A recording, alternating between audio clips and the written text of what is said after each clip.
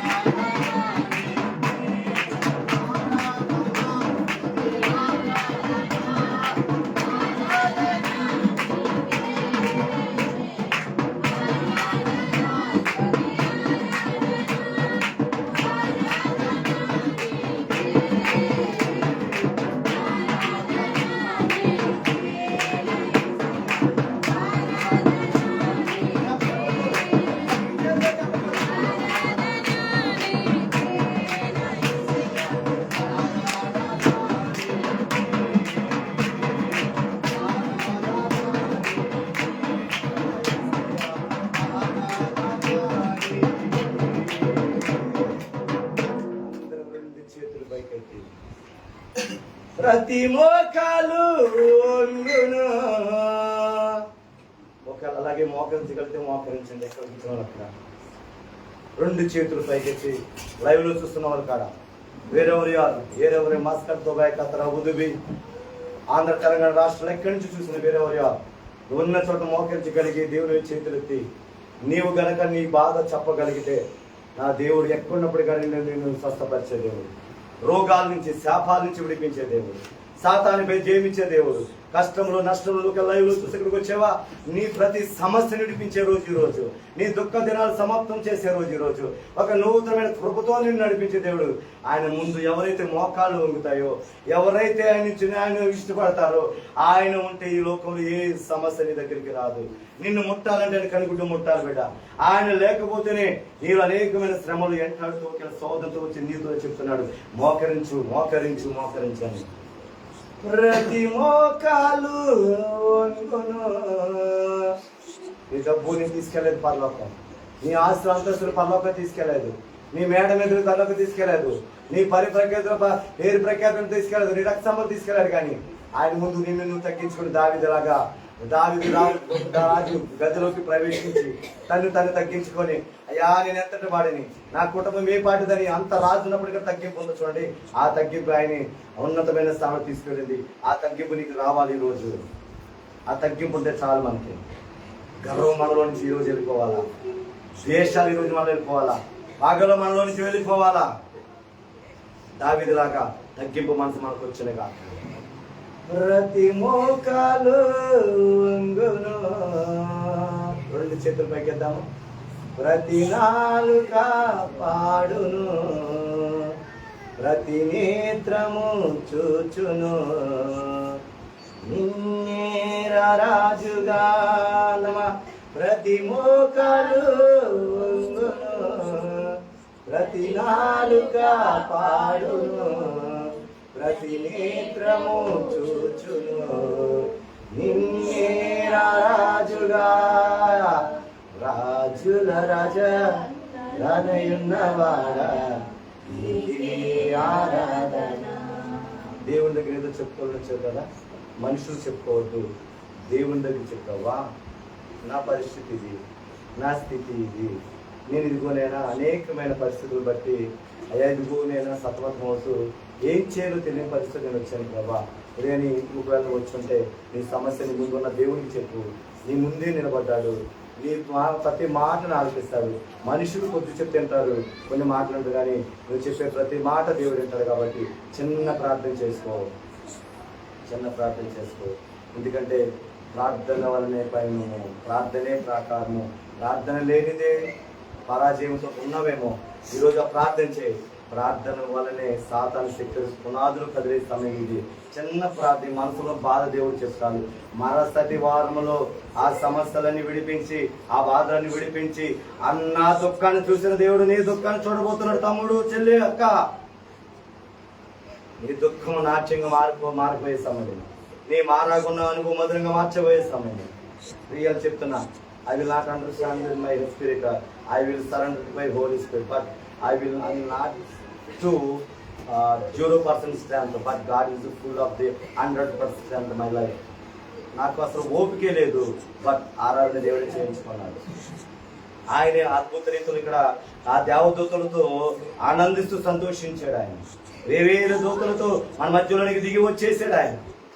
నీ పక్కన ప్రతి ఒక్కరి పక్కన ఒక దేవదూత నిలబడి ఉంది. నువ్వు చెప్పిన మాట చెప్పకోగలిగితే దేవుడు ఆలకించబోతున్నాడు. ఆ మాటను దేవదూత తీసుకెళ్ళబోతుంది. అని నిన్ను నేర్పుకున్నట్ల చెవుడు మందం కాలేదు బిడ్డ. నేను రక్షణ నేర్పుకున్నట్టు చేయని గుర్తు కాలేదని యెషయా చెప్తున్నాడు. ఉదయకాల వర్తమానంలో అదే చెప్పాడు. దావీదు కొరకు మురుకు బట్టలుతున్న దావీదు కొరకు, అరణ్యంలో వస్తున్న దావీదు కొరకు సమూయేలు అక్కడ కూర్చుండిపోయాడు. కారణము దావీదు భయభక్తులు కలిగి ఉన్నాడు. తండ్రికి లోబడ్డాడు. తండ్రి చెప్పిన మాటికి ఒక్క గొర్రె పిల్లకాడ సింహాలు తీసుకెళ్లిపోయినా గాని ఎంటాడి పరిగెత్తి సింహం కానీ ఏకంగా పరిగెత్తి నోటులను తీసుకొచ్చి తన తండ్రికి ఎన్ని గోర్లు తప్పు చెప్పాడో అన్ని గోర్లు నమ్మకంగా ఇచ్చాడు. కారణం తండ్రి అంటే భయము, తండ్రి అంటే భక్తి.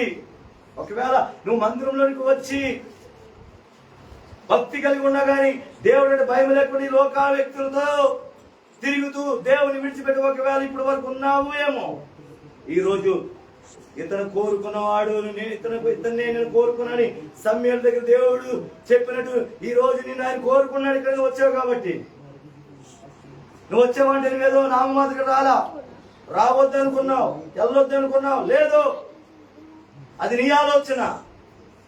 దేవుడు ఆలోచన. అతను నిన్ను కోరుకున్నాడంతే. ఆయన నిన్ను కోరుకున్నాడంతే. ఆయన నీ కోరిక నిలిచి ఉన్నాడు. దైవజనం నిలబెట్టేశాడు ఇక్కడ.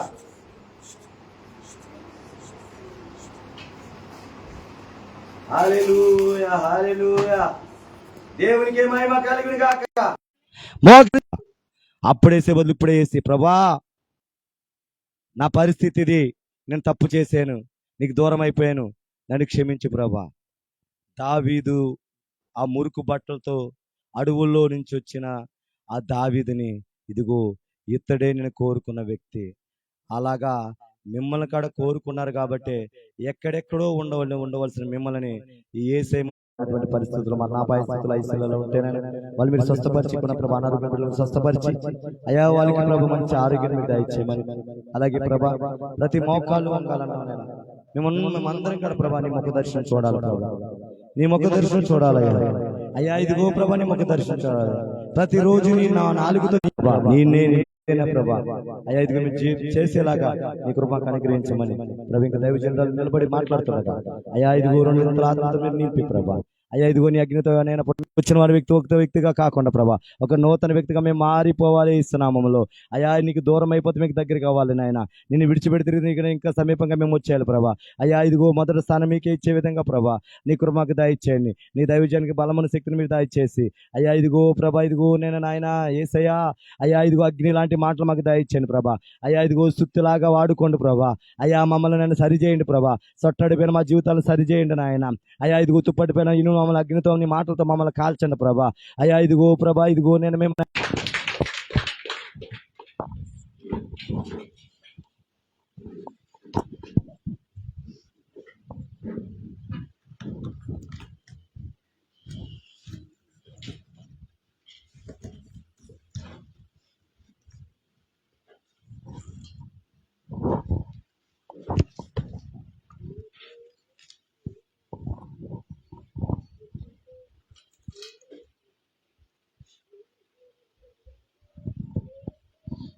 హల్లెలూయా.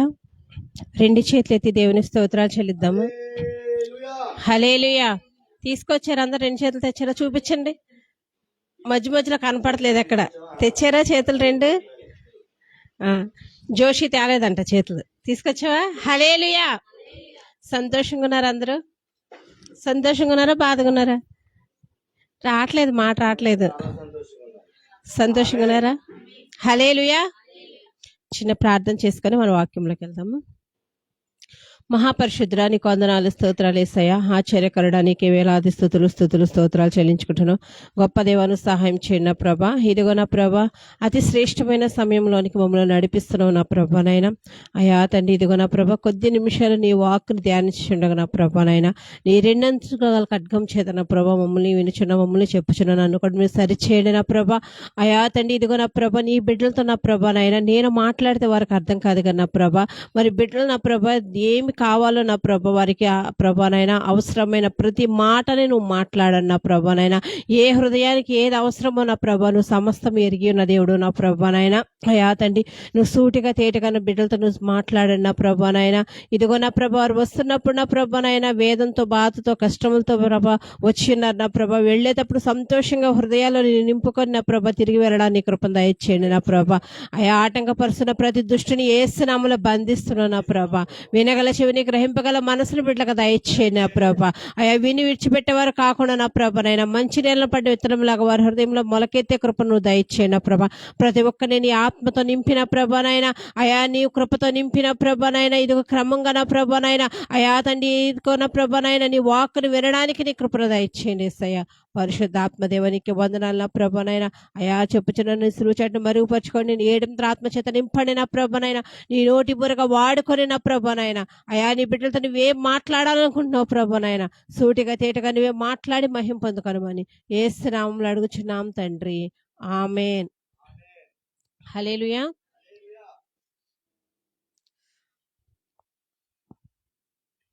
అందరికీ వందనాలండి. మరి అవకాశం ఇచ్చిన దైవజనులకి పరిశుద్ధాత్మ దేవునికి కూడా వందనాలు చెల్లించుకుంటున్నాను. మరి ఇక్కడికి వచ్చిన ప్రతి ఒక్కరం కూడా మాట్లాడితే ఇలా ఉంది సౌండ్ రాకపోతే. హల్లెలూయా. అందరము మరి మందిరానికి వచ్చేటప్పుడు అనుకుంటారు చాలామంది, ఎన్నో సంవత్సరాల నుంచి సన్నిధికి వెళ్తున్నాను, మరి నాకు ఊహ తెలిసినప్పటి నుంచి దేవుణ్ణి ఆరాధిస్తున్నాను, ఆయన తప్ప నేను ఇంకా ఎవరి మీద ఆధారపడతలేదు, అయినా సరే నా జీవితంలో కార్యాలు జరగట్లేదని అనుకుంటాము. కొంతమంది అనుకుంటారు, నా భర్త మారతలేదు, ఇంకెంతకాలము నేను ప్రార్థన చేయాలి, ఇంకెంతకాలము ఎదురు చూడాలి, నా భర్త మారతలేదని కొంతమంది. కొంతమంది అనుకుంటారు, నా భార్య మారతలేదని కొంతమంది, నా బిడ్డలు మారతలేదని కొంతమంది. ఎంతకాలం ఎదురు చూసినా నా బ్రతుకులో మరి ఆశీర్వాదం లేదు, నేను ఎంత కష్టపడ్డా కానీ నాకు ఆశీర్వాదం లేదు, తెచ్చిన ఒక్క రూపాయి కూడా నిలవుంటలేదు, చిల్లి సంచులే వేసినట్లు అయిపోతుందని అనుకుంటాము. ఇంకా ఇంకా ఎంతోమంది అనుకుంటూ ఉంటారు, ఇంకెంతకాలం ఈ నిందలని భరించాలి, ఈ అవమానాలు భరించాలి, ఎంతకాలము నేను ఈ కన్నీటిని భరించాలి, ఇంకెంతకాలము నాకు ముగింపు ఎప్పుడు అని ప్రతిసారి మరి ప్రార్థన చేసినప్పుడైనా, మందిరంకి వచ్చినప్పుడైనా, నీ కష్టం వచ్చినప్పుడైనా ఇంకా ఎంతకాలం అని అనుకుంటాము. అనుకుంటున్నారా? ప్రతి ఒక్కరు, నేనైతే అనుకునేదాన్ని, ఇంకెంతకాలం ఈ శ్రమలు భరించాలి, ఇంకెంతకాలం ఈ దుఃఖము, ఇంకెంతకాలం ఈ వేదన, ఇంకెంతకాలము మందిరం కట్టాలి, ఇంకెంతకాలం పట్టిద్ది మందిరం కట్టడానికి, ఎంతకాలం పట్టిద్ది సేవ ఎదగడానికి అని నేను అనుకుంటూ ఉంటాను. మరి మీరు కూడా అలా అనుకుంటున్నారా? ఎందుకంటే మనకున్న సమస్యను బట్టి మనం దేవుని అడుగుతాం, ప్రభా ఇంకెంతకాలం నేను ఈ శ్రమలు అనుభవించాలి, ఇంకెంతకాలం నాకు ఈ అనారోగ్య సమస్యలు, ఇంకెంతకాలం నాకు ఈ బాధలు, ఎంతకాలం ఈ అవమానాలని అనుకుంటాము. కానీ మరి ఈరోజు పరిశుద్ధాత్మ దేవుడు నాతో రాత్రి కాలంలో ఒక మాట చెప్పారనమాట. రాత్రి మీ దైవజనులు రాత్రి 11:30కి నా గొంతు బాలేదు, నువ్వే వాక్యం చెప్పాలన్నారు. అప్పటికే నేను కొత్త హాస్పిటల్కి నేను జాయిన్ అయ్యాను. రోజంతా నిలబడ్డమే, కాళ్ళు నొప్పులు. పాస్టర్ గారు, నా వల్ల కాదు పాస్టర్ గారు, మీరే చెప్పనంటే, లేదు నువ్వే చెప్పాలన్నారు. సర్లే అని చెప్పేసి ఇంకా నేను గదిలోకి వెళ్ళి తలుపేసుకొని దేవుణ్ణి అడుగుతున్నప్పుడు, దేవుడు మరి ప్రభా రేపొద్దున నీ బిడ్డలతో నేను ఏం మాట్లాడాలి, మరి వారికి నేను ఏం చెప్పాలి ప్రభా, నువ్వు ఒక్క మాట నాకు సెలవిస్తే నేను వెళ్ళి మరి వారితో చెప్తానని దేవుణ్ణి అడుగుతున్నప్పుడు, దేవుడు మరి నాతో చెప్పిన మాట ఏంటంటే, మరి ప్రతిరోజు ప్రతి వారము నా బిడ్డలో అనేక వేదనల చేత, అనేక బాధల చేత కృంగిపోయిన స్థితిలో వస్తున్నారు. భర్త మారతలేదని, భార్య మారతలేదని, బిడ్డలో ఎదుగుదల లేదని, వారి జీవితాలు బాగోలేదని, మరి వారికి సమృద్ధి లేదని, అప్పుల బాధల్లో ఉన్నామని, అనారోగ్య సమస్యల్లో ఉన్నామని, అనేక సమస్యలతో బాధపడుతూ నా సన్నిధికి వస్తున్నారు. వచ్చి వారు ఇంకెంత కాలము నేను ఈ శ్రమ అనుభవించాలని బాధపడుతున్నారు. కాబట్టి రేపటి దినమందు వారితో నువ్వు ఒక మాట చెప్పని దేవుడు చెప్పాడు. అది ఏంటంటే అపోస్తల కార్యములు 3వ అధ్యాయము 21వ వచనము. అపోస్తల కార్యములు 3వ అధ్యాయము 21వ వచనము.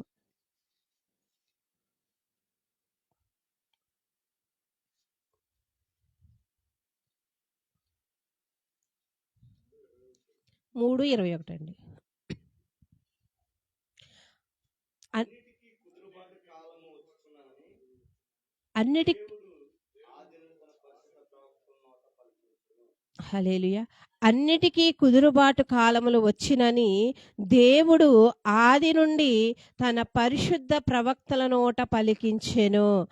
అంతవరకు యేసు పరలోక నివాసి అయ్యుండుట ఆవశ్యకము. హల్లెలూయా. ఇక్కడ ఆది నుండి అంటే మొదటి నుండి కూడా దేవుడు తన పరిశుద్ధుల ప్రవక్తల ద్వారా పలికించిన మాట ఏంటంటే అన్నిటికీ కుదురుబాటు కాలము వచ్చును. హల్లెలూయా. ఈ రోజు మన జీవితంలో కొంతమంది జీవితంలో కుదురు ఉండదు. అనుకుంటాము నా పిల్లలు ఇంకా నా మాట వినట్లేదు, వాళ్ళకి కుదురెప్పుడు వస్తుంది అనుకుంటాము. నా పిల్లలు ఎంత పెద్దవాళ్ళైన వయసుకు వచ్చినా సరే వాళ్ళ ఇష్టానుసారంగా తిరుగుతున్నారు, వారికి కుదురెప్పుడు వచ్చింది అనుకుంటాము. నా భర్త ఇన్ని సంవత్సరాలు వివాహమైనా కానీ ఇంకా మారతలేదు, ఎప్పుడు తాగుడు మానేస్తాడు, ఎప్పుడు వ్యసనాల నుంచి బయటకు వస్తాడు, ఎప్పుడు కుటుంబాన్ని పట్టించుకుంటాడు, ఈయనకి కుదురెప్పుడు వస్తుందని అనుకుంటాము. నా భార్య నా మాట వినటలేదు, వ్యతిరేకిస్తుంది, ఇంకెప్పుడు కుదురొస్తుంది అనుకుంటాము. ఇంకెప్పుడు నా కష్టాలకి కుదురొస్తుందని అనుకుంటున్నామేమో. కానీ ఈరోజు దేవుడు చెప్తున్నాడు, మరి ఆది కాలం నుండి అనాది కాలం నుండి ఆది నుండి కూడా పరిశుద్ధులైన ప్రవక్తల ద్వారా పలికించిన మాట ఏంటంటే అన్నిటికీ కుదురుబాటు కాలం వచ్చును. హల్లెలూయా. కుదురుబాటు కాలం వస్తుందంట. ఒకటి ఎన్నిటికండి? అన్నిటికీ కూడా. అది వేదనైనా కన్నీళ్ళైనా, నీ భర్త మారకపోయినా, భార్య మారకపోయినా, నీ బిడ్డలు నీ మాట వినట్లేదా, నీ బిడ్డల జీవితంలో ఆశీర్వాదం లేదా, తాగుడుకు బానిసైపోయావా, వ్యసనాలకు బానిసైపోయావా, అనారోగ్యం లేదా, ఉద్యోగం లేదా, నీకు ఏ సమస్య ఉన్నా, ఏ బాధ ఉన్నా, ఏ ఆర్థిక ఇబ్బందులున్నా, ఏ లోపం ఉన్నా సరే దేవుడు చెప్తున్నాడు అన్నిటికీ కుదురుబాటు కాలము వచ్చును. హల్లెలూయా. హల్లెలూయా. నిరీక్షణ లేక ఎదురు చూస్తున్నావా? కానీ దేవుడు ఈరోజు చెప్తున్న మాట ఏంటంటే నీ నిరీక్షణకి ప్రతిఫలంగా కుదురుబాటు కాలం వచ్చును. నీ సమస్యకి ఒక సమయం వస్తుంది. ఆ సమయమందు దేవుడు నీ ప్రతి వేదన, నీ ప్రతి కన్నీటిని, నీ ప్రతి లోపాన్ని, నీ ప్రతి వ్యసనాన్ని, నీ ప్రతి బాధని కూడా దేవుడు తొలగిస్తాడంట. హల్లెలూయా. ఎందుకంటే మన దేవుడు ఎవరంటే తగిన కాలమందు స్పందించే దేవుడు. హల్లెలూయా. కొంతమంది ఉంటారు సమయం సందర్భం లేకుండా ప్రతిదానికి ఊరికే రియాక్ట్ అయిపోతూ ఉంటారు. వాళ్ళు ఎందుకు మాట్లాడుతున్నారో తెలీదు, ఎందుకు అసలు ఆ క్షణంలో రియాక్ట్ అవుతున్నారో తెలీదు, ప్రతిదానికి ఓవర్గా రియాక్ట్ అయిపోతారు. కానీ మన దేవుడైతే తగిన సమయమందు స్పందించే దేవుడు అంట. ఆయనకు తెలుసంట ఎప్పుడు ఎవరికి ఏది చేయాలో ఆయనకి బాగా తెలుసు. ఆ సమయం వచ్చినప్పుడు ఖచ్చితంగా దేవుడు మన జీవితంలో కార్యం చేస్తాడు. హల్లెలూయా. ప్రసంగి గ్రంథము 3వ అధ్యాయము 1వ వచనం ఒకసారి చూద్దామండి. ప్రసంగి గ్రంథము 3వ అధ్యాయము 1వ వచనం.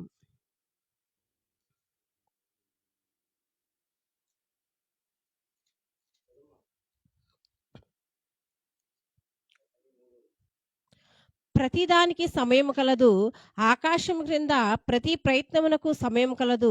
పుట్టుటకును చచ్చుటకును, నాటుటకు నాటబడిన దాన్ని పెరికివేయుటకు, చంపుటకు బాగు చేయుటకు, పడగొట్టుటకు కట్టుటకు, ఏడ్చుటకు నవ్వుటకు, దుఃఖించుటకు, నాట్యమాటకు, రాళ్ళని పారవేయుటకు, రాళ్ళని కుప్పవేయుటకు, కౌగులించుటకు కౌగులించుట మానుటకు, వెదకుట పోగొట్టుటకును, దాచుకొనుటకును పారవేయుటకును, చింపుటకును కుట్టుటకును, మౌనంగా నుండుటకును మాట్లాడుటకును, ప్రేమించుటకును ద్వేషించుటకును, యుద్ధం చేయుటకును సమాధాన పడుటకును, కష్టపడిన వారికి తమ కష్టం వలన వచ్చిన లాభమేమి? చూడండి, ఇక్కడ చెప్తున్నాడు ప్రతి దానికి కూడా ఒక సమయము ఉందంట. హల్లెలూయా. ఇక్కడ ఎన్ని మాటలు చెప్పాడు దేవుడు, అన్ని చెప్పాడు. పుట్టడానికి, చావడానికి, ఒక మొక్క వేయడానికి, నాటడానికి, దాన్ని పీకడానికి, ప్రతి దానికి కూడా ఒక సమయం వస్తుందంట. నవ్వడానికి ఒక సమయం వస్తుందంట, దుఃఖించడానికి ఒక సమయం వస్తుందంట, నాట్యమాడడానికి ఒక సమయం వస్తుందంట, రాళ్ళను కుప్పగా వేయడానికి కూడా ఒక సమయము వస్తుందంట, నువ్వేదన్నా దాచుకోవడానికైనా ఒక సమయం ఉందంట, పారవేయడానికి కూడా ఒక సమయము ఉందంట. హల్లెలూయా. ప్రతిదానికి ఒక సమయం ఉందంట. మరి దేవుడు ఇక్కడ చెప్తున్నాడు, ప్రతిదానికి ఒక సమయం ఉంది కాబట్టి నీ సమస్యకు కూడా ఒక సమయం ఉంది. నీ సమస్యకు కూడా ఒక కుదురుబాటు కాలము వచ్చును. హల్లెలూయా! ఇది మనుషులు చెప్తున్న మాట కాదండి. మనుషులైతే చెప్తారు, నీ కష్టాలు తీరిపోతాయిలే, నీ బాధలు తీరిపోతాయిలే, నువ్వు ఒక్కరోజు ఓపిక పట్టు, 2 రోజులు ఓపిక పట్టు అని మనుషులు చెప్తారు. కానీ ఒక్కరోజు చూసినా, 2 రోజులు చూసినా మన సమస్యలు తీరవేమో. కానీ దేవుడు చెప్తున్న మాట ఏంటంటే, ఆయన ఆది నుండి కూడా తన పరిశుద్ధులతో పలికిస్తున్న మాట ఏంటంటే, అన్నిటికీ కుదురుబాటు కాలము వచ్చును. హల్లెలూయా! మరి ఆ కుదురుబాటు కాలం రావాలంటే అసలు మన జీవితంలో మరి ఆ కుదురుబాటు కాలం ఎందుకు రావట్లేదు? మీరు అనుకుంటున్నారు, మరి పాస్టర్ గారు అన్నిటికీ కుదురుబాటు కాలం వస్తుంది, సమయం వస్తుంది, ఆ సమయం వచ్చినప్పుడు మరి అన్నీ తీరుతాయని చెప్తున్నారు. మరి ఆ కుదురుబాటు కాలము నా జీవితంలో ఎందుకు రావటం లేదు? నా కుటుంబంలో ఎందుకు రావటం లేదు? మరి నాకు ఆ సమయం ఎందుకు రావటం లేదంటే, మరి దానికి దేవుడు చెప్తున్న మాట ఏంటంటే, మరి ఇది చాలా శ్రమకాలము. అవునండి. మరి అంతా ఎలా ఉందంటే గడ్డు కాలము. మరి ఎక్కడ చూసినా సరే యుద్ధాలు జరగడము, వ్యాధులు రావడము, వింత వింత రోగాలు, వింత వింత సమస్యలు. మరి ఈ గడ్డు కాలంలో నువ్వెలా జీవిస్తున్నావు? దేవునికి ఇష్టంగా జీవిస్తున్నావా? దేవునికి ఇష్టం లేకుండా జీవిస్తున్నావా? మరి దీనికి కారణం ఏంటి? నీ జీవితంలో మరి గడ్డు కాలం, ఈ శ్రమ కాలం పోయి కుదురుబాటు కాలం రావాలంటే మరి ఆ రాకపోవడానికి కారణం ఏంటి? మరి నువ్వేం చేయాలంటే దేవుడు మాట్లాడుతున్నారు చూడండి. సంఖ్యాకాండము 32 అధ్యాయము 23 వచనము. సంఖ్యాకాండము 32 అధ్యాయము 23 వచనము.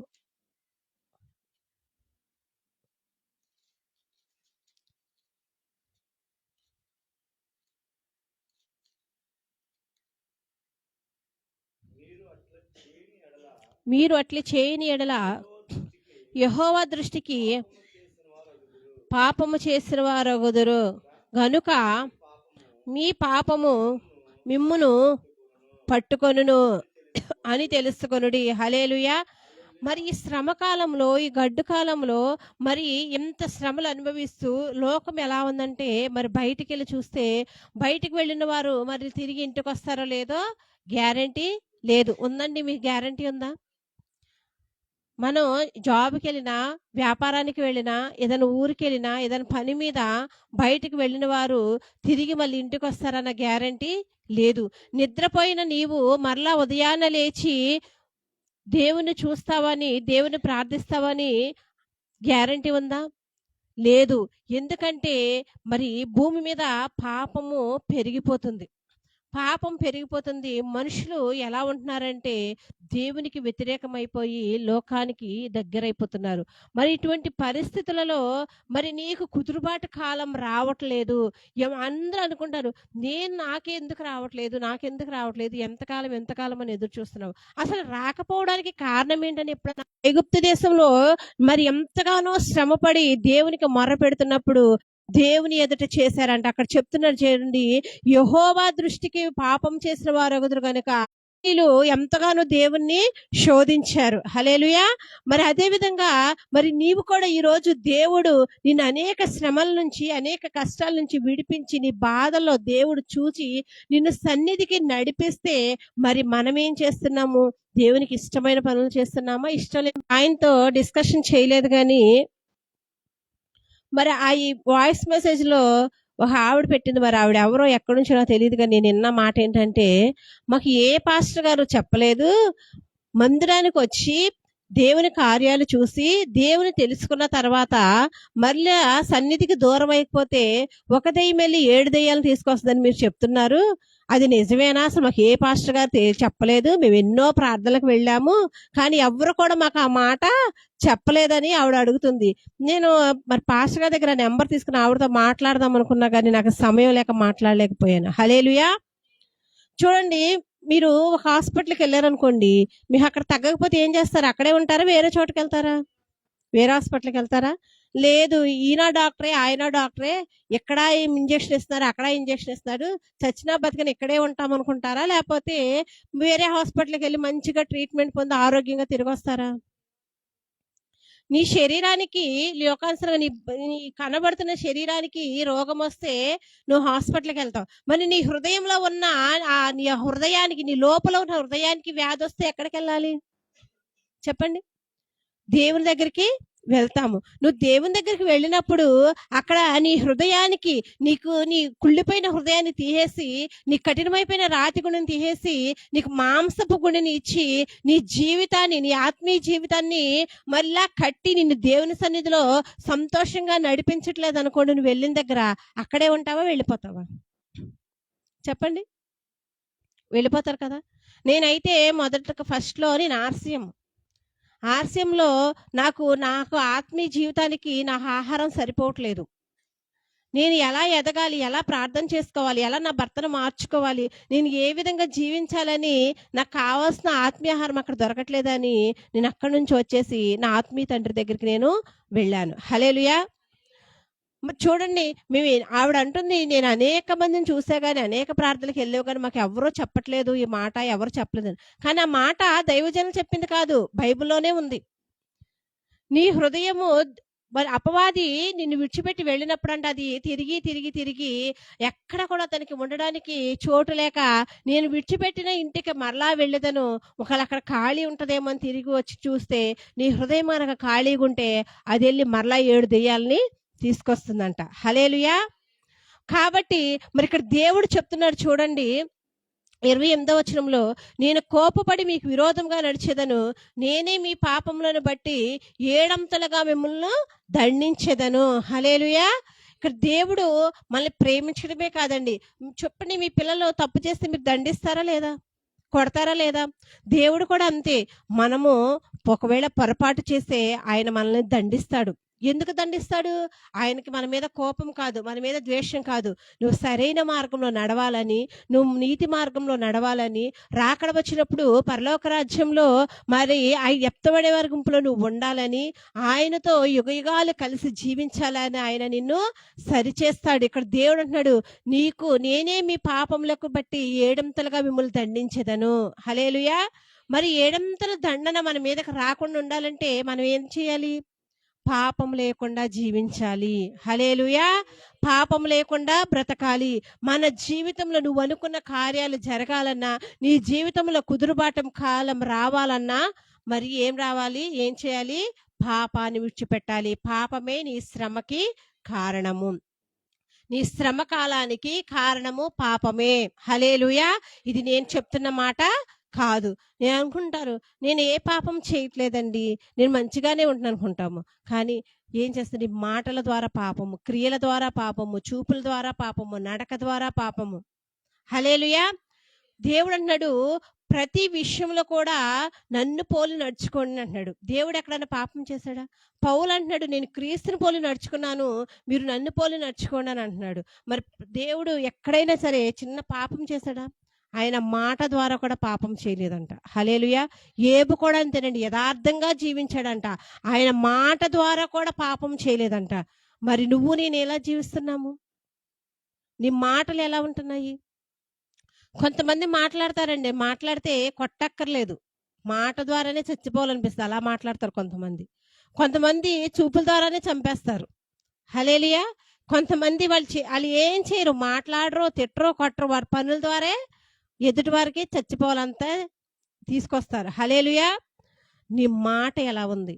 మరి దేవుని తెలుసుకొని దేవుని సన్నిధికి వచ్చిన నువ్వు ఎలా జీవిస్తున్నావు? నీ మాట ద్వారా చూడండి, మనం మాట్లాడినప్పుడు మన ఇరుగు పొరుగు వారు చూసి, మందిరానికి వెళ్తున్నావు, బాప్తిసం తీసుకుంటున్నావు, ఇదేనా నువ్వు మాట్లాడే మాట అని తిరిగి మనల్ని నిందించేవారుగా ఉండకూడదు. హల్లెలూయా. నువ్వు మాట్లాడితే నీ మాటలో ఎవరు కనబడాలంటే క్రీస్తు కనబడాలి. హల్లెలూయా. నేను మారానని నువ్వు చెప్పుకోవడం కాదు. అసలు సాక్ష్యం అంటే ఏంటని చెప్పండి. సాక్ష్యం అంటే ఏంటి? ఇతరులు మన కొరకు చెప్పేదే సాక్ష్యం. మోషేని గురించి ఎవరు సాక్ష్యం ఇచ్చారు? దేవుడు సాక్ష్యం ఇచ్చాడు.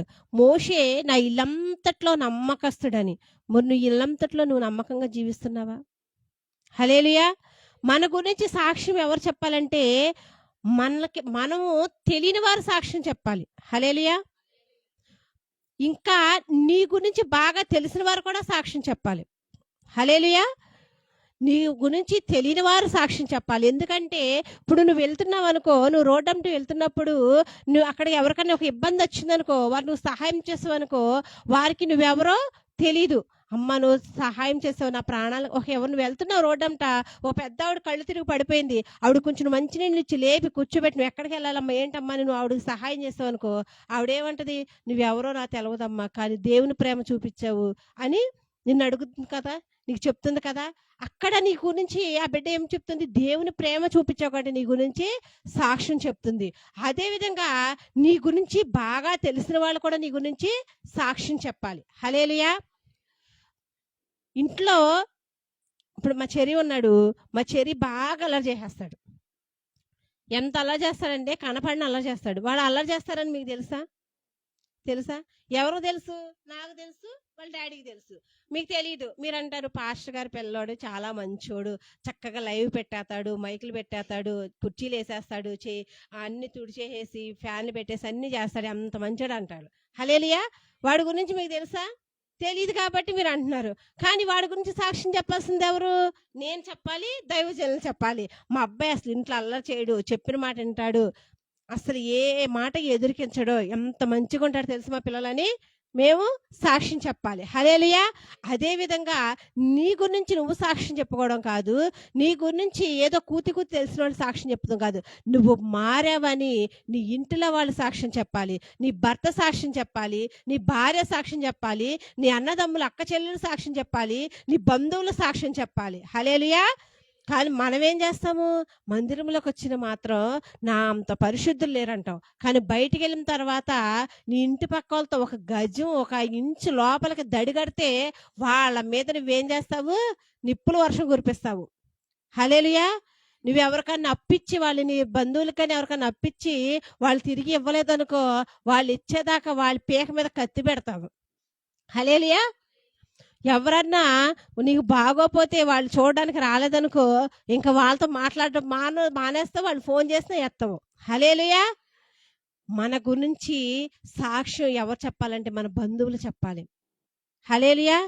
దైవజనులు ఉన్నారు. మా ఊరు దొడ్డిపట్ల వెళ్తే మరి ఒకప్పుడు మహంకాళిగా ఈ ఊర్లో ఉన్నవాడు తాగేసి తిరిగేసి అందరిని తిట్టేవాడు, ఇప్పుడు పాస్టర్ గారు అయ్యారు అని వందనాలు పాస్టర్ గారు అంటారు. హల్లెలూయా. ఎవరు సాక్ష్యం చెప్తున్నారు?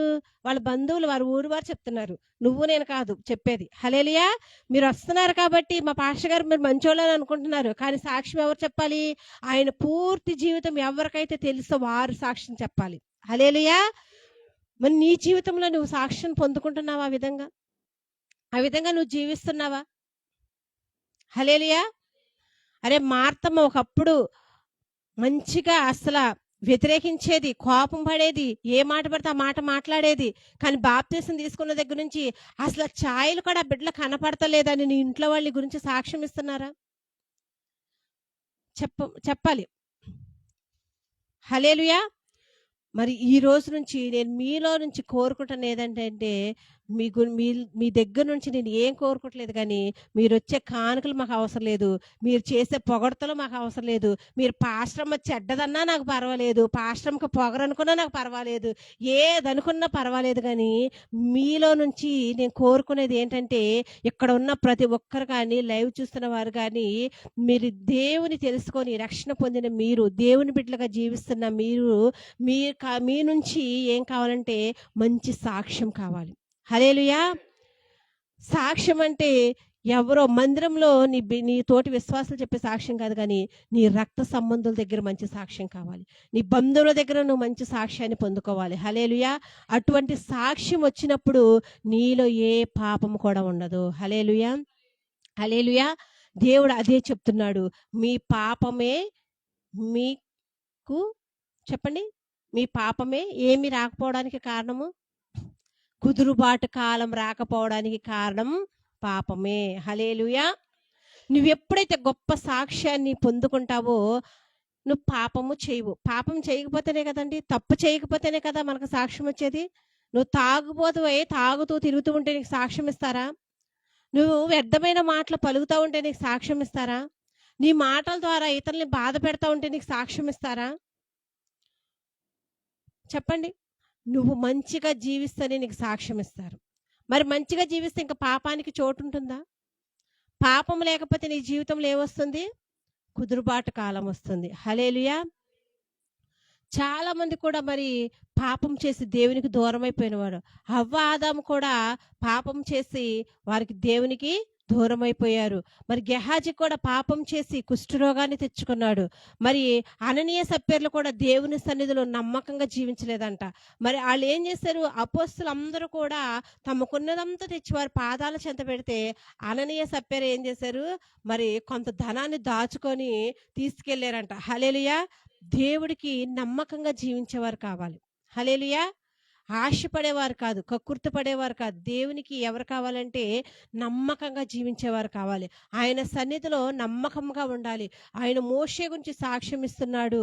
మోషే నా ఇల్లంతటిలో కూడా నమ్మకస్తుడని చెప్తున్నాడంట. హల్లెలూయా! మరి ఎంతమంది నమ్మకంగా జీవిస్తున్నారు? దైవజనులకి ఎంతమంది నమ్మకంగా జీవిస్తున్నారు? దేవునికి ఎంత నమ్మకంగా జీవిస్తున్నారు? హల్లెలూయా! కంటికి కనపడి దైవజనులకే నమ్మకంగా లేనప్పుడు కంటికి కనపడిన దేవునికి ఎక్కడ నమ్మకంగా ఉంటారు? మనం ఎలా ఉండాలంటే నమ్మకంగా జీవించాలంట. మనం నమ్మకంగా ఉంటే గనక దేవుడు మనకి కుదురుబాటు కాలం తీసుకొచ్చి మన శ్రమలన్నిటికి ఒక ముగింపునిస్తాడంట. హల్లెలూయా!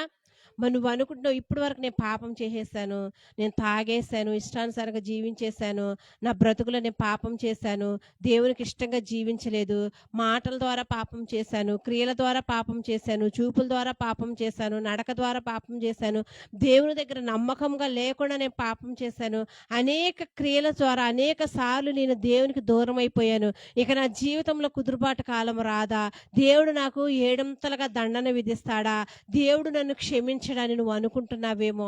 కానీ మన దేవుడు ఎవరంటే ప్రేమామయుడు, ప్రేమగల దేవుడు, కరుణామయుడు.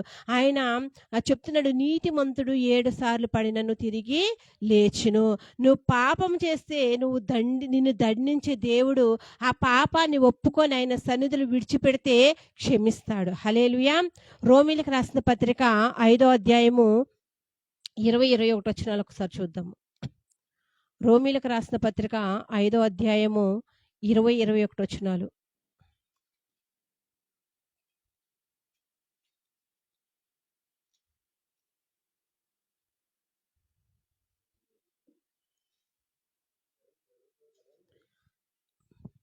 అయినను పాపము మరణమును ఆధారం చేసుకొని ఎలాగు ఏలునో అలాగే నిత్య జీవము కలుగుటకై నీతి ద్వారా కృపయు మన ప్రభు అయిన యేసుక్రీస్తు మూలముగా ఏలు నిమిత్తము పాపం ఎక్కడ విస్తరించునో అక్కడ కృప అపరిమితముగా విస్తరించెను. హల్లెలూయా! చూడండి, అయినను పాపము మరణమును ఆధారం చేసుకొని ఎలాగ ఏలునో. హల్లెలూయా! నువ్వు పాపం చేసినప్పుడు మరణాన్ని ఆధారం చేసుకొని పాపము నీ జీవితాన్ని ఎలాగైతే ఏలుతుందో, మరి అదేవిధంగా నీతి ద్వారా కృపయు అలాగే నిత్య జీవం కలుగుటకై నీతి ద్వారా కృపయు మన ప్రభువైన యేసుక్రీస్తు మూలముగా ఏలు నిమిత్తము. హల్లెలూయా! పాపం చేసినప్పుడు మరణము నీ జీవితంలో ఎలాగైతే ఏలుబడి చేస్తుందో అలాగే నువ్వు నీతిగా జీవించినప్పుడు అంట నిత్య జీవం కూడా నీకు అలాగుంటుందంట. ఇంకా దేవుడు చివరి వచనంలో చెప్తున్నాడు చూడండి, పాపం ఎక్కడ విస్తరించునో అక్కడ కృప అపరిమితముగా విస్తరించును. హల్లెలూయా! చూడండి, ఎంతగా పాపం చేసినా కానీ దేవుడు నిన్ను క్షమిస్తాడంట. ఎప్పుడు క్షమిస్తాడు? నువ్వు పాపం చేసి మందిరంలో ఒకలాగా మందిరం బయట ఒకలాగా ఉంటే క్షమించడు. మందిరంలో పరిశుద్ధులు బయటికి వెళ్ళిన తర్వాత అపరిశుద్ధులుగా జీవిస్తే దేవుడు క్షమించడు.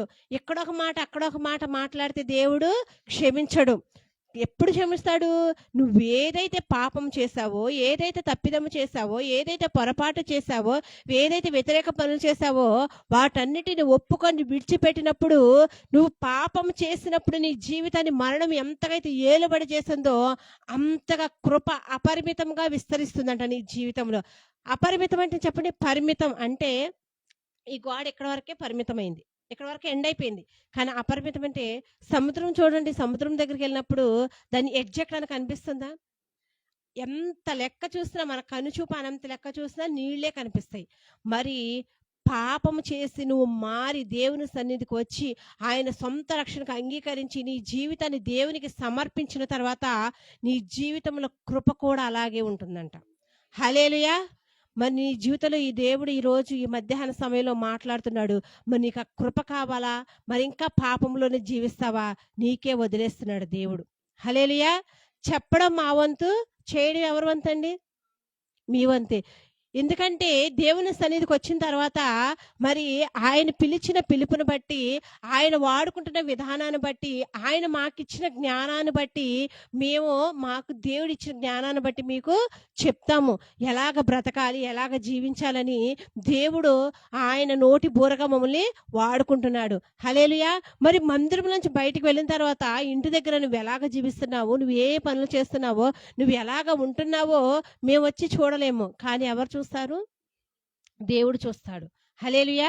నువ్వు ఆయన సన్నిధిలోకి వచ్చి ఒప్పుకొని విడిచిపెట్టిన తర్వాత మరలా వెళ్ళి ఆ పాపం చేస్తే, మరలా వెళ్ళి ఆ వ్యసనాలకి బానిసైపోతే, మరలా వెళ్ళి ఈ లోకం వైపు చూస్తే ఎలా ఉంటుందంటే కుక్క తన వాంతికి తిరిగినట్లు ఉంటుందంట. హల్లెలూయా.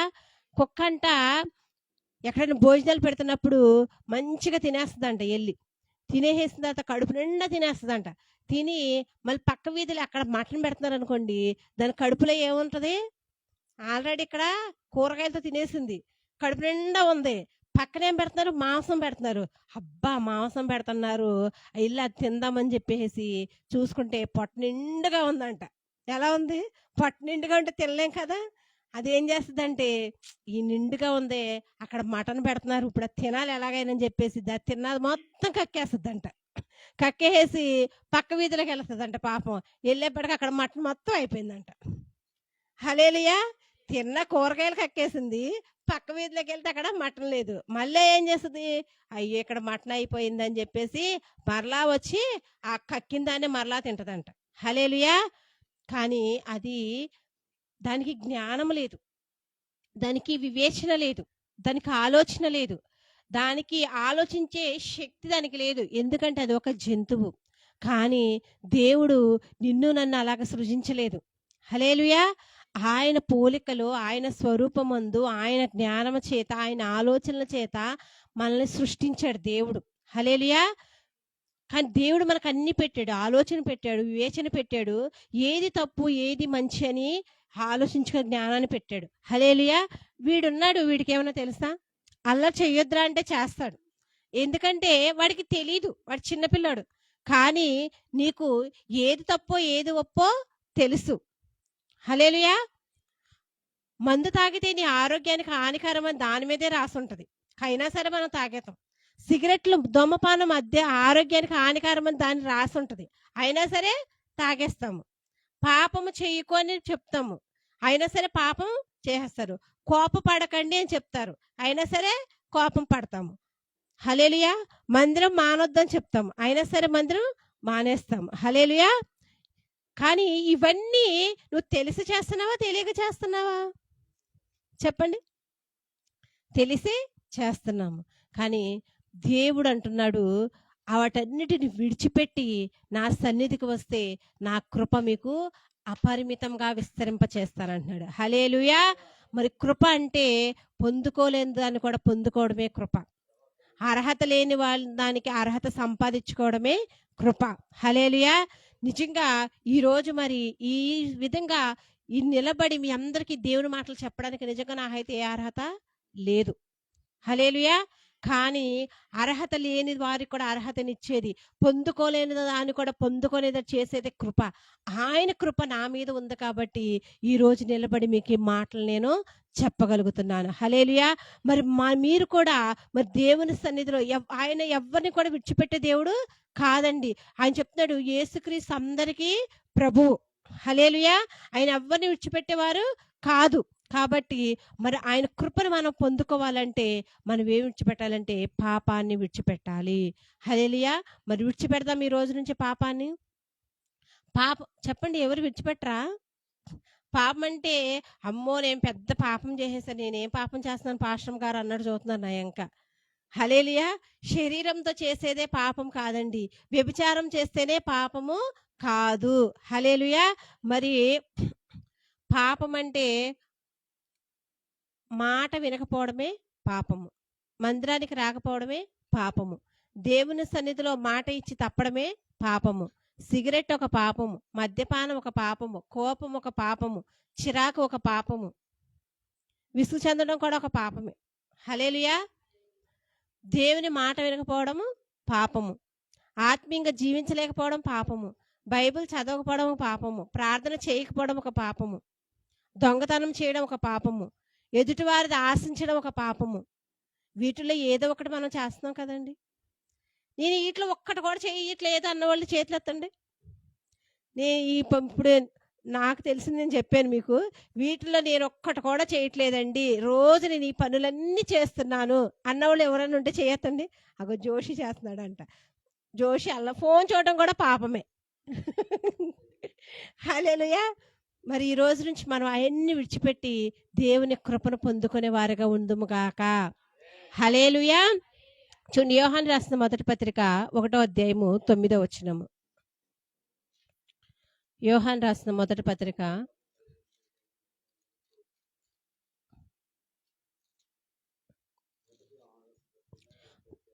9వ వచనము. చదువమ్మా. మన పాపములను మనం ఒప్పుకొనిన ఎడల ఆయన నమ్మదగిన వాడును నీతిమంతుడను గనక ఆయన మన పాపములను క్షమించి సమస్త దుర్నీతి నుండి మనలను పవిత్రులుగా చేయను. హల్లెలూయా. ఇక్కడ ఏమంటున్నాడు? మన పాపములను మనం ఒప్పుకొనిన ఎడల. హల్లెలూయా. ఒప్పుకొనిన ఎడల అంటున్నాడా, కప్పుకొనిన ఎడల అంటున్నాడా? మరి మనం ఏం చేస్తున్నాం? ఒప్పుకుంటున్నామా, కప్పుకుంటున్నామా? కప్పుకుంటున్నాము. హల్లెలూయా. తల మీద ముసుగు కప్పుకోవాలి కానీ పాపాన్ని కప్పుకోకూడదు. హల్లెలూయా. వర్షం వచ్చినప్పుడు గొడుగు కప్పుకోవాలి కానీ పాపాన్ని కప్పుకోకూడదు. హల్లెలూయా. దేవుడు అంటున్నాడు, మన పాపములను మనం ఒప్పుకొనిన ఎడల ఆయన నమ్మదగిన వాడును నీతిమంతుడను. హల్లెలూయా. ఆయన ఎవరండి? నమ్మదగిన వాడంట, నీతిమంతుడంట.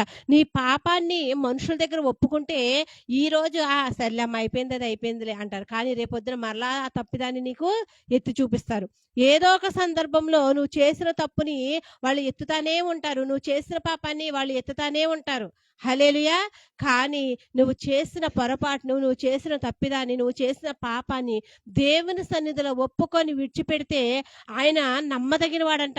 నువ్వు మనుషులను నమ్మి వారికి చెప్తే వాళ్ళు నీ పాపాన్ని మరలా మరలా ఎత్తి చూపి నీకు ఎలా చేస్తారంటే, మనుషులు గాయమైందనుకోండి, గాయానికి ఆయింట్మెంట్ రాసి కట్టు కడితే అది త్వరగా తగ్గిపోతుంది. హల్లెలూయా. నీ హృదయానికి ఒక గాయమైందనుకోండి, నీకు ఒక కష్టం వచ్చింది, నువ్వు తెలుసో తెలియక ఒక తప్పు చేస్తావు, దాన్ని తప్పు చేసినప్పుడు గాయం ఎక్కడైద్దని? శరీరానికి అయిద్దా, హృదయానికి అవుతుందా? హృదయానికి అవుతుంది. ఆ హృదయానికి అయిన గాయాన్ని నువ్వు దేవుని సన్నిధికి ఒప్పుకు వచ్చి, ప్రవ్వా నేను తెలుసో తెలియక నేను ఈ తప్పు చేస్తాను, నువ్వు నాకు క్షమించంటే ఆయన ఏం చేస్తాడంటే ఆ గాయమైన హృదయాన్ని చక్కగా మరి కడిగి, ఆయన రక్తంతో కడిగి మంచిగా ఆయింట్మెంట్ రాసి కట్టు కడతాడు. హల్లెలూయా. అప్పుడు గాయం ఏమైపోతుంది? తగ్గిపోతుంది. అదే నువ్వు మనుషుల దగ్గరికి వెళ్ళి, అది ఎవరైనా సరే, నీ భర్త అయినా, నీ భార్య అయినా, నీ బిడ్డలైనా, నీ బంధువులైనా, రక్త సంబంధులైనా, నీ ఇరుగు పొరుగు వారైనా, ఎవరైనా సరే వారి దగ్గరికి వెళ్ళి నేను ఒక తప్పు చేశానని వారికి చెప్పినప్పుడు వాళ్ళు ఏం చేస్తారంటే వాళ్ళు కూడా గాయాన్ని కడుగుతారు. కడిగి సర్లే అమ్మ అయిపోయింది, అది అయిపోయింది, సర్లే అయ్యా అయిపోయింది, అది అయిపోయింది, నువ్వు తెలుసో తెలియకో మందు తాగావు, తెలుసో తెలియకో తప్పు చేస్తావు, తెలుసో తెలియక సిగరెట్ తాగావు, తెలుసో తెలియకో మందిరం మానేస్తావు, అయిపోయిందిలమ్మా అని చెప్తారు. గాయాన్ని కడుగుతారు అప్పుడే.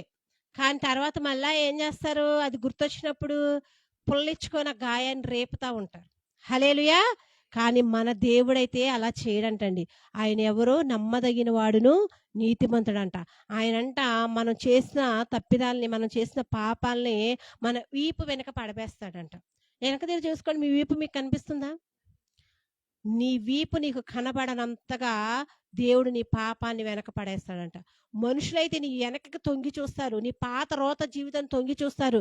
నువ్వు నీ లోకంలో ఉన్నప్పుడు ఎలాగున్నావో అని మనుషులు నీ జీవితంలో నువ్వు తొంగి చూస్తారు, కానీ నీవు ఇప్పుడున్న జీవితాన్ని చూడరు. కానీ దేవుడైతే నీ పాత జీవితాన్ని ఎన్నడూ చూడంట.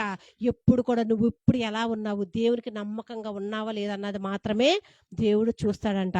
ఆయన చెప్తున్నాడు, మన పాపములను మనం ఒప్పుకొని ఎడల ఆయన నమ్మదగిన వాడును నీతిమంతుడు గనుక ఆయన మన పాపములను క్షమించి సమస్త దుర్నీతి నుండి మనల్ని పవిత్రులుగా చేయును. హల్లెలూయా. నువ్వెన్ని తప్పులు చేసినా సరే అనుకోవచ్చు, పాస్టర్ గారు నేను మందిరానికి వస్తున్నాను కానీ ఒక్క మందు మాత్రమే తాగానండి, నేను ఒక్క సిగరెట్టే తాగానండి, ఒక్కసారి టీవీ చూసానండి, ఒక్కసారి అబద్ధం ఆడానండి, ఒక్కసారి దొంగతనం చేశానండి, ఒక్కసారి వ్యసనాలు బానిస అయిపోయానండి అని అనుకోవచ్చు. కానీ దేవుడు ఏదైనా సరే, నువ్వే తప్పు చేసినా సరే సమస్త దుర్నీతి నుండి నిన్ను పవిత్రంగా చేస్తాడంట. హల్లెలూయా. చెప్పండి, ఈ లోకంలో ఎవరైనా ఉన్నారా మనల్ని పాపము నుండి విడిపించి పవిత్రులుగా చేసేవారు ఎవరైనా ఉన్నారా? నీకు రోగం వస్తే టాబ్లెట్ వేసో, ఇంజెక్షన్ చేసో, ఆపరేషన్ చేసో, ఏదో ఒకటి చేసి తగ్గించడానికి డాక్టర్లు ఉన్నారు, కానీ నీ జీవితానికి, నీ హృదయానికి పట్టిన పాపాన్ని కడిగేవారు ఎవ్వరూ లేరు ఈ జీవితంలో. ఆయన ఒక్కడే యేసుక్రీస్తు. ఆయన రక్తం ద్వారా నిన్ను కడిగి సమస్త దుర్నీతి నుండి నిన్ను విడిపించి నిన్ను పవిత్రులుగా చేసేవాడు. హల్లెలూయా. కాబట్టి మన శ్రమ కాలానికి, మన గడ్డు కాలానికి కారణం ఏంటంటే పాపము. మనం ఆయన పాపాన్ని, మనం చేసిన పాపాన్ని ఆయన సన్నిధిలో ఒప్పుకొని విడిచిపెడితే ఆయన మనల్ని పవిత్రులుగా చేస్తాడంట. హల్లెలూయా. మరి తప్పిపోయిన కుమారుడు కూడా ఏం చేశాడు? తండ్రి నుంచి తిరిగి వెళ్ళిపోయాడు. నా ఆశ్రయిచ్చేయమన్నాడు, వెళ్ళిపోయాడు. ఇష్టానుసారంగా జీవించాడు. తినడానికి లేదు, ఉన్నదంతా పోయింది. ఆస్తి మొత్తం పోయిన తర్వాత స్నేహితులందరూ విడిచిపెట్టేశారు, బంధువులు విడిచిపెట్టేశారు, తినడానికి కూడా లేదు. పందులు తినే పట్టు తినడానికి కూడా అవకాశం లేదంట. మరి ఆ తప్పిపోయిన కుమారుడు తిరిగి వచ్చినప్పుడు తండ్రి అంత దూరాన చూసి వెళ్ళి కౌగిలించుకొని కుమారుడా అని చెప్పి ముద్దు పెట్టుకున్నాడు. హల్లెలూయా. మరి నీవు కూడా ఈరోజు ఒకవేళ తప్పిపోయిన కుమారుడు స్థితిలో ఉన్నావేమో, మరలా తిరిగి తండ్రి దగ్గరికి వస్తే ఆయన నిన్ను అన్నడు కూడా త్రోసివేయడంట. హల్లెలూయా. ఒకవేళ నువ్వు తప్పు చేసావని నీ బంధువులు నిన్ను తోసివేయచ్చు, నీ భర్త నిన్ను తోసివేయచ్చు, నీ భార్య నిన్ను తోసివేయచ్చు, నీ తల్లిదండ్రులు నిన్ను తోసివేయచ్చు, నీ బిడ్డలు నిన్ను త్రోసివేయచ్చు, కానీ దేవుని సన్నిధికి వస్తే ఆయన మాత్రం నిన్ను కౌగిలించుకొని ముద్దు పెట్టుకొని, నా కుమారుడా, నా కుమార్తె అని కౌగిలించుకొని నిన్ను ఆదరించి సమస్త దుర్నీతి నుండి నిన్ను విముక్తులను చేసి పవిత్రులుగా మార్చి ఆయన సన్నిధిలో నిన్ను చేర్చుకుంటాడు. హల్లెలూయా. చివరగా ఒక్క వచనం చదివి ముగిస్తానండి. యోహాను సువార్త 11వ అధ్యాయము 43వ వచనము. యోహాను సువార్త 11వ అధ్యాయము 43వ వచనము.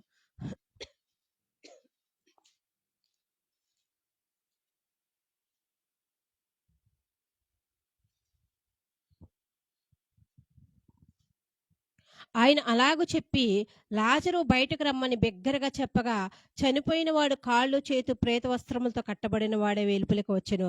అతని ముఖమునకు రుమాలు కట్టి ఉండెను. హల్లెలూయా. ప్రతి ఒక్కరికి ఈ సందర్భం తెలుసు కదండి. మరి లాజరు అనారోగ్యంగా ఉన్నప్పుడు మరి దేవునికి వార్త వచ్చింది. ఆయనకి లాజరు, మార్తా, మరియా, లాజరు ముగ్గురు అక్క చెల్లెళ్ళు, తమ్ముడు. వారి కుటుంబాన్ని దేవుడు ఎంతగానో ప్రేమించాడంట.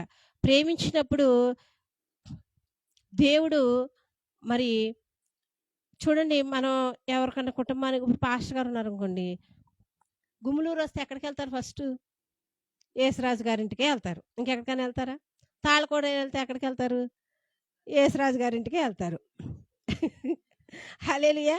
మరి దూర ప్రాంతం వచ్చినప్పుడు, ఇక్కడ ఆకివీడులో ఉన్నప్పుడు అయితే మా ఇంటికి వెళ్తాంలేండి. మళ్ళీ ఆకివీడులో ఉన్నప్పుడు మా ఇంటికి రాలేదనుకుంటుంది మా పెద్ద దస్త.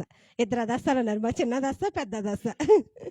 ఆకివీడులో ఉన్నప్పుడు మా ఇంటికి వెళ్తాం. దూర ప్రాంతం వేరే ఊరు వచ్చినప్పుడు మీ ఇంటికి వెళ్తారు. ఎందుకని? మీ కుటుంబాన్ని ఆయన ప్రేమిస్తున్నారు కాబట్టి. మరి దేవుడు కూడా అంట, మరి ఎప్పుడు చూసినా మరియా, మార్త వాళ్ళ ఇంటికే వెళ్ళేవాడంట. ఎందుకు? వాళ్ళ కుటుంబాన్ని దేవుడు ప్రేమిస్తున్నాడంట. ప్రేమిస్తున్నప్పుడు మరి పరిచర్య నిమిత్తము దేవుడు వేరే ఊరికి వెళ్ళినప్పుడు లాజరు అనారోగ్య పాలయ్యాడంట. అనారోగ్యం వచ్చిందని యేసు ప్రభుకి కబురు పంపించారంట ఆరోగ్యం బాగోలేదని. అయినా సరే దేవుడు అక్కడి నుంచి వెళ్ళలేదంట.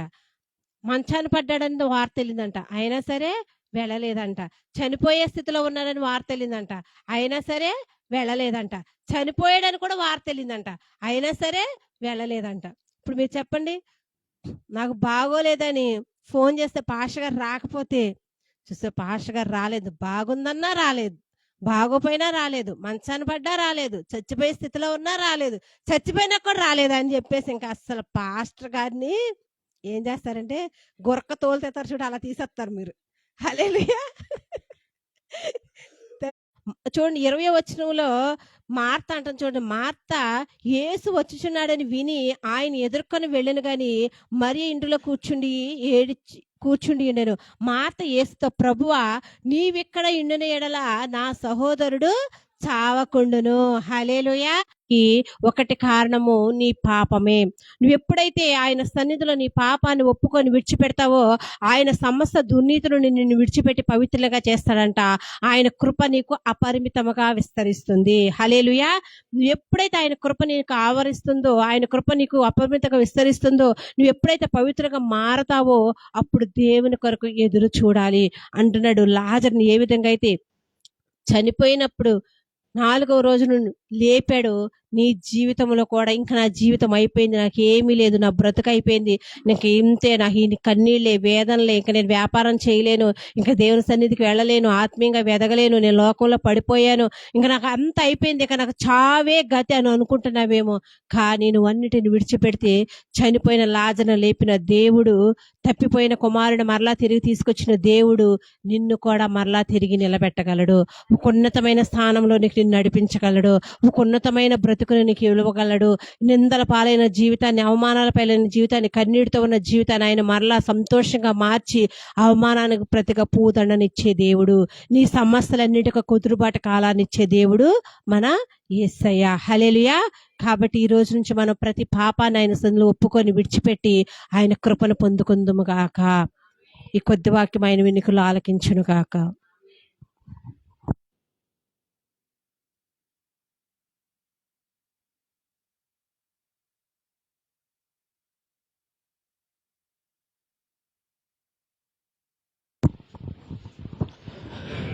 చూడండి అదంతా జరగాలంటే 22వ వచనం చదవండి. అపోస్తల కార్యములు 3వ అధ్యాయం 22వ వచనం. అపోస్తల కార్యములు 3వ అధ్యాయం 21వ వచనం చెప్పింది కదా, 22వ వచనం త్వరగా ఎగ్జాక్ట్ పని. మోషే ఎట్లా అనెను, ఏమని అంటున్నాడు, ప్రభు అయిన దేవుడు నా వంటి ఒక ప్రవక్తని మీ సహోదరుల నుండి ఎవరి కొరకు మా కొరకు అనండి, మా కొరకు. ఆయన మీతో ఏమి చెప్పినాను అన్ని విషయముల్లో. ఏమంటున్నాడు, ఎప్పుడైతే మీ కొరకు ఒక ప్రవక్తని ఇక్కడ పంపించాడో, ఎప్పుడైతే ప్రవక్త మీ కొరకు మాట్లాడుతున్నాడో పరిశుద్ధాత్మ దేవుడు, ఎప్పుడైతే ప్రవక్తని మీతో మాట్లాడుతుందో అన్ని విషయాలలో ఏమన్నాడు, ఒక విషయంలో అన్నాడా, అన్ని విషయాలలో అంటే నీ జీవితము సమస్తము సంపూర్ణముగా, అంటే ప్రాణము పోయే అంత వరకు అయినా సరే ఏం చేయాలంట. మరి ఏం చేస్తారు మనం, ఎప్పుడైతే ఆ మాట ప్రవక్తని మాట కానీ ప్రవక్త మాట కానీ మనం ఎప్పుడు ఉంటామో అప్పుడు కుదురుబాటు కాలం క్లోజ్. హల్లెలూయా. అప్పుడు నీ కీడు కాలం క్లోజ్ అయిపోద్ది, నీ సమస్య క్లోజ్ అయిపోద్ది, నీ బాధ క్లోజ్ అయిపోద్ది, సమస్తానికి ముగింపు వచ్చేది. ఎందుకు కుదురుబాటు కాలం జరగట్లేదని అంటే నువ్వెవరు మాట వినట్లేదు, ఎవరు మాట వినలేదు. ఎందుకు, మత్తయి 10 అంటాడు, మాట్లాడేది నువ్వు కాదురా బాయ్, మాట్లాడేది ప్రవక్తని. దెబోరా గారు కదా మాట్లాడింది ఎవరు, తండ్రి ఆత్మ తనలో నుంచి మాట్లాడాడు. హల్లెలూయా. మీరు ఎప్పుడైనా గుర్తుపెట్టుకోండి, ఈ బలిపీఠం మీద నిలబడిన తర్వాత నిర్గమ 4:12లో మాట్లాడేది మేము కాదు. ఆ రాసుకొని వచ్చిన ఏమి చెప్పు నాకు చెప్పుండదు చాలా వరకు. ఇంటికి వెళ్తే నాతో చెప్తుంది ఏమంటే, అయ్యగారు అసలు చెప్పిన వాక్యం అక్కడ ఏమి చెప్పలేదు అయ్యగారు అని. కాదు, నీ వెళ్ళరా బాయ్ మోషే, నీకు ఏది బోధించాలో నేను బోధిస్తా అంటే. మోషే ఎవరు? ప్రవక్త. మోషే ప్రవక్త రాసుకోవటం ఇది రాసుకుంటే అది చెప్పలేము ఇక్కడ. దేవుడు ఏది చెప్తుంది. అందుకు ఒక దైవజనురాలైనా ఏదైనా చెప్పేమంటే అన్ని విషయాల్లో కాడని మాట మీరు వింటే అప్పుడు మనం దీవించాం. ఆమేన్, హల్లెలూయా. అంతే తప్ప దైవజనుడై కానీ దైవజనుడైనా కానీ మీ మీద కోపపడి ఏది చెప్పండి. ఎందుకు చెప్తారంటే మీరు బాగుపడితే మొదటగా సంతోషించేది ఎవరంటే ఆత్మ. ఆమేన్. మీరు ఆశీర్వదించబడ్డారంటే మొదటగా సంతోషించేది ఎవరంటే.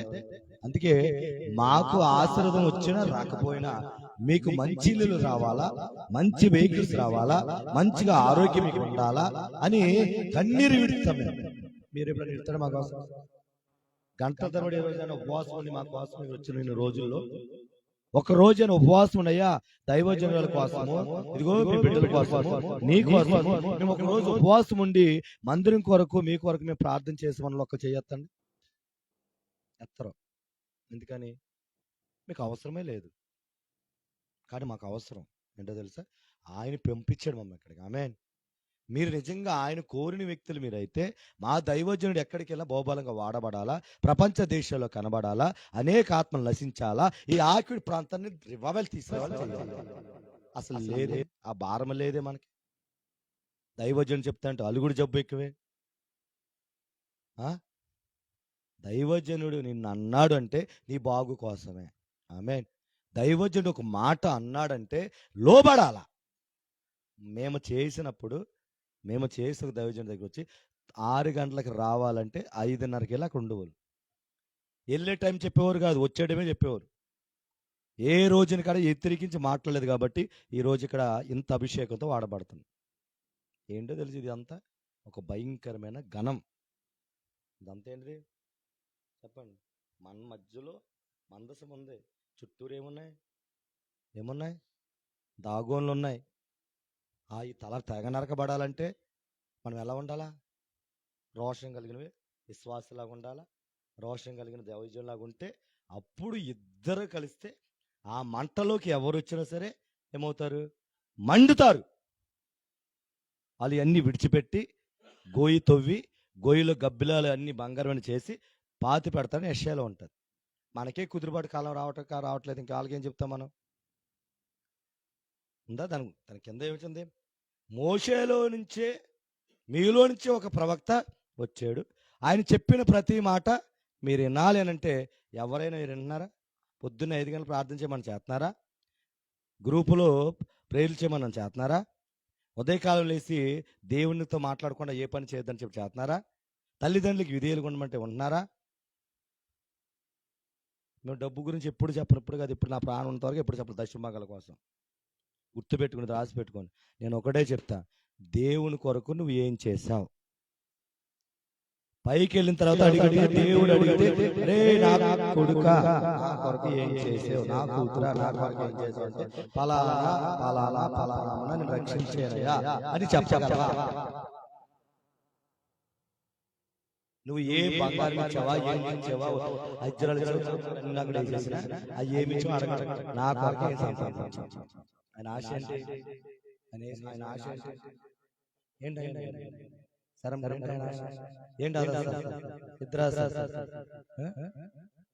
మరి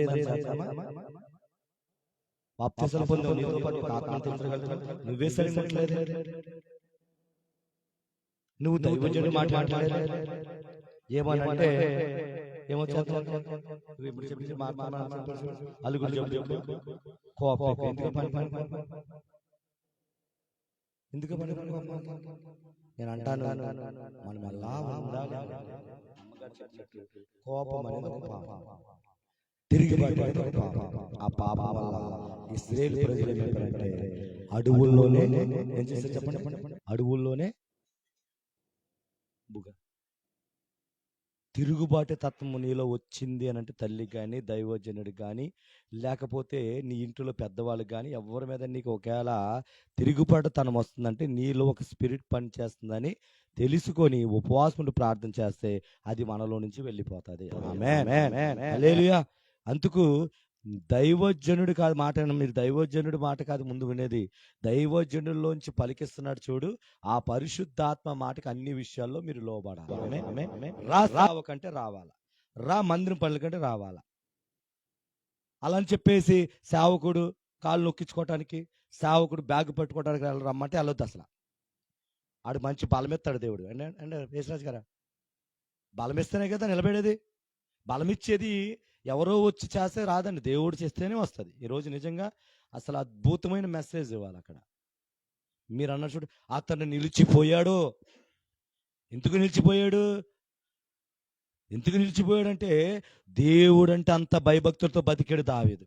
నువ్వు ఇది అమ్మగారు చెప్పారు కదా, పాపములో బతుకుతున్నావు కాబట్టి నీ దగ్గరికి ఆయన రావటం కదా, దెయ్యాలు ఎక్కువ వచ్చేస్తున్నాయి ఈ మధ్యకాలం. ఏం మాతమ్మ గారా, అంతే కదా. మళ్ళీ వేస్తున్నావా షార్ట్లు? హల్లెలూయా. ఏదమ్మా మీ అమ్మకి నడక తాంబేలోకి వస్తుందంటవా? మరి బయట ఉండి ఏం చేస్తుంది? సినిమా ఉందా? ఇది అంతే అండి, ఇది స్థలం కదంటే. హల్లెలూయా. యేసురాజు గారు ఏదో ఇద్దరు లోనకి రారంట. ఒక 2000 ఇచ్చారండి, టికెట్ కట్టనయ్యా గారు. యేసురాజు గారు ఒక 2000 తీసుకోండి టికెట్ ఇచ్చి. హల్లెలూయా. రైట్, అందరు లేచి నిలబడతాం, చిన్న ప్రార్థన చేసుకుని ఈ కొడుకును ముగించుకుందాం. Thank you lord. అందరు మన కాడ దేవుడు చెప్పిన మాటకి అన్ని విషయాలు మనం లోబడిపోతాం. దైవ జనరాలు చెప్పారు, పాపం వల్ల 7 శ్రమలు మనకి ఎక్కువైపోతుందంట. ఈ రోజు ఆ పాపాన్ని మనం ఒప్పుకుంటే దేవుడు ఆశీర్వాదం మనకి ఇస్తాడు. కాబట్టి పరిశుద్ధాత్మ దేవుడు నిజమే, నేను ఏ విషయంలో ప్రభా పాపంలో పడిపోయానో నీకు తెలుసు నాయన, నాకు తెలుసు ప్రభా. ఆ పాపాన్ని విడిచిపెడతాను ప్రభా, ఆ పాపానికి దూరం అయిపోతాను ప్రభా, ఆ పాపానికి దగ్గరగా ఉన్న నాయన. నేనైతే ప్రభా ఈ రోజు నుంచి నేను శుద్ధారోధంతో నాకు దయచేయి అయ్యా. నా పాపంలో తెలుస్తూ ఉన్నాయి, దేనివల్ల నా శ్రమ ఎడలు వెళ్ళిపోతలేదు, దేనివల్ల నా బాధ తొలగిపోతలేదు, దేనివల్ల నాయన ఇదిగో ప్రభా అయ్యా దీవెనకరంగా ఉండట్లేదు. ఈరోజు నాతో స్పష్టంగా మాట్లాడే. హల్లెలూయా, హల్లెలూయా. ఆపేసే చాలు అమ్మగారు.